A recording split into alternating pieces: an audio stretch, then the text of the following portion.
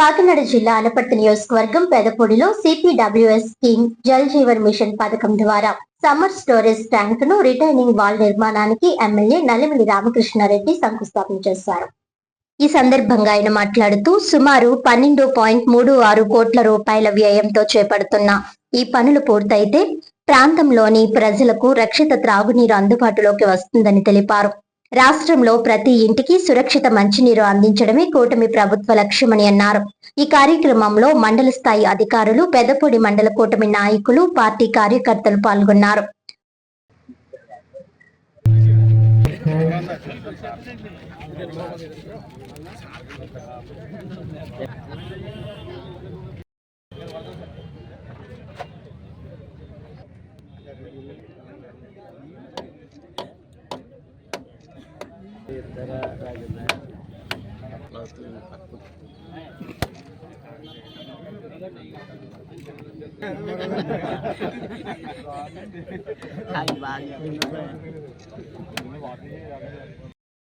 నమస్కారం. ఇవాళ అందరికీ రక్షిత మంచినీరు అందివ్వాలనేది కూటమి ప్రభుత్వం యొక్క లక్ష్యం. గత ప్రభుత్వం ఏదైతే కేంద్ర ప్రభుత్వం ఇస్తున్న జల్ జీవన్ మిషన్ ద్వారా ఇస్తున్న నిధుల్ని సద్వినియోగం చేసుకోకుండా ఉన్న నేపథ్యంలో ఈరోజు కూటమి ప్రభుత్వం జల్ జీవన్ మిషన్ ద్వారా కేంద్ర ప్రభుత్వం నుంచి వచ్చే నిధులన్నీ సద్వినియోగం చేసుకోవడానికి ముందుకు వెళ్ళడం జరుగుతూ ఉంది. దానిలో భాగంగా ఇవాళ పెదపూడిలో ఏదైతే సిపిడబ్ల్యూఎస్ స్కీమ్ ఉందో దాన్ని అభివృద్ధి చేయడం కోసం 12.36 కోట్ల రూపాయలు మంజూరు చేయడం జరిగింది. దానిలో ఏదైతే ఇక్కడ ఎస్ఎస్ ట్యాంక్ ఉందో దాన్ని అభివృద్ధి చేయడం కోసం 6,57 లక్షలు, అదేవిధంగా 2 ఓహెచ్ఎస్ఆర్లు, ఒకటి 50 లక్షలతో, ఒకటి 33 లక్షలతో నిర్మాణం చేయడం జరుగుతుంది. అదేవిధంగా పైప్ లైన్స్ ఏదైతే ఉన్నాయో దానికోసం 2 కోట్ల రూపాయలు ఖర్చు పెట్టడం జరుగుతుంది.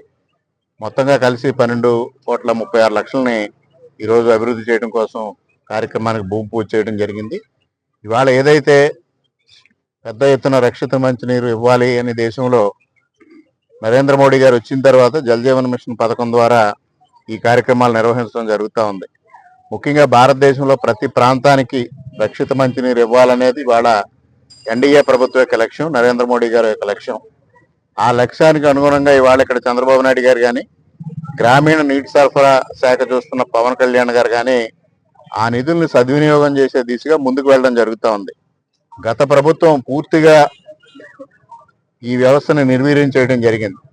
కేంద్ర ప్రభుత్వం ఇచ్చిన నిధుల్ని సక్రమంగా వినియోగించక, రాష్ట్ర ప్రభుత్వం వాటా చెల్లించక పెద్ద ఎత్తున నిధులు దుర్వినియోగం అయిన పరిస్థితి.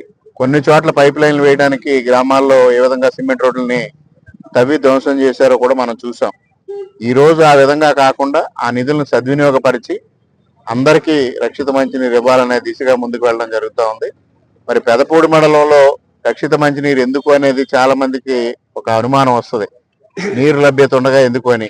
రక్షిత మంచినీరు వేరు, మామూలుగా ఉండే నీరు, పోర్టబుల్ వాటర్ ఇవ్వాలి ప్రతి ఒక్కరికి అనేది ఉద్దేశంతో ఈ కార్యక్రమం. సముద్ర తీరానికి దగ్గరగా ఉన్న ప్రాంతం, అదేవిధంగా కొన్ని గ్రామాల్లో దగ్గరగా ఉన్న ప్రాంతం అయినా కూడా మనకి ఇక్కడ నీరు దొరకని పరిస్థితి ఉంది. అందుకోసం రక్షిత మంచినీరు ఇవ్వాలి, అందరికీ ఆరోగ్యం చేకూర్చాలనే లక్ష్యంతో ఇవాళ కూటమి ప్రభుత్వం పనిచేస్తా ఉంది. ప్రతి ఒక్కరు కూడా దీన్ని సద్వినియోగం చేసే దిశగా ముందుకు వెళ్ళాలి. ఈ సంవత్సరం కొంత వేసవిలో ఇబ్బంది వచ్చినా వచ్చే సంవత్సరానికి పూర్తి స్థాయిలో అన్ని గ్రామాలకి నీరు అందించే దిశగా ముందుకు వెళ్తామని ఈ సందర్భంగా తెలియజేసుకుంటూ, మరి ఈ కార్యక్రమాన్ని ముందుకు తీసుకెళ్తున్న ఆర్డబ్ల్యూఎస్ అధికారులకి, అదేవిధంగా కూటమి నాయకులకి అందరికీ పేరు పేరున హృదయపూర్వకంగా కృతజ్ఞతలు తెలియజేసుకుంటూ సెలవు.